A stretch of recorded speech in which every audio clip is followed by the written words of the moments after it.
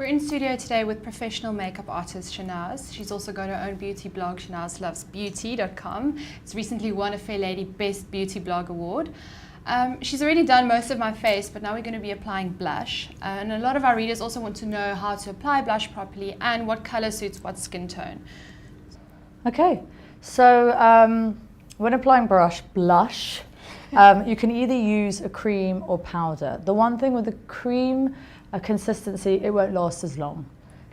So if you're going for a more natural look, then it looks pretty, but it won't last the day. It won't last as long as a powder will be. So when you are applying your powder blush, you want to try and go for like a big brush like this. This is an Inglot brush, nice soft brush. And the important thing is when you're applying it, how you're going to do it. Now, a lot of people think smile, because they want to put on the apples of your cheek. Okay. Now when you are, how old are you, Yana? 24. Okay, when you're 24, everything is up here. When you're my age, which is almost 38, the face starts to sag. Okay. So when you smile here, then it goes down here. You could have circles down here and not actually on your cheeks. So I think it's a myth that people always say smile.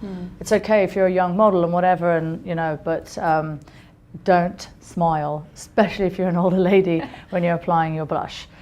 So basically, you want to take the brush, and you'll know where the apples of your cheeks, you know, they're here, and you basically want to work in upward motion. So I'm going to take a little of this lovely Lancome in Love. Very pretty. Very pretty. Again, another big trend was that kind of flush look on the cheek. So again, you're going to take the product and you're going to take the excess off onto the back of your hand so that you can build up if you want. You see some ladies that have that 80s look-alike streak across the face. It's not a good look, okay? So take the product and you just lightly, just applying it onto the cheek, and you're sweeping up just a little bit so you'll see. So it just gives that really pretty kind of pink cheek.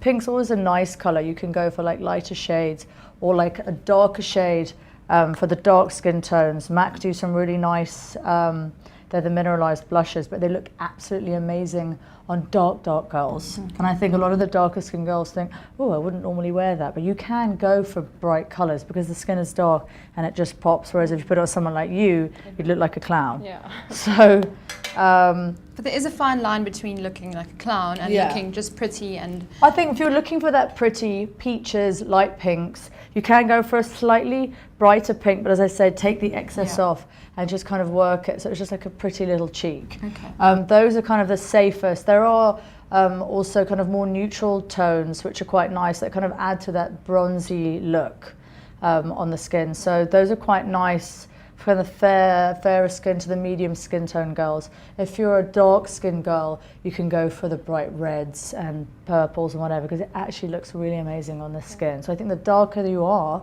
the brighter you can go in color. The fairer you are, you obviously want to go for the kind of more washed out colors, those pretty pastels and things like that. You want to look pretty. You want to just enhance and just give your face that kind of extra natural color.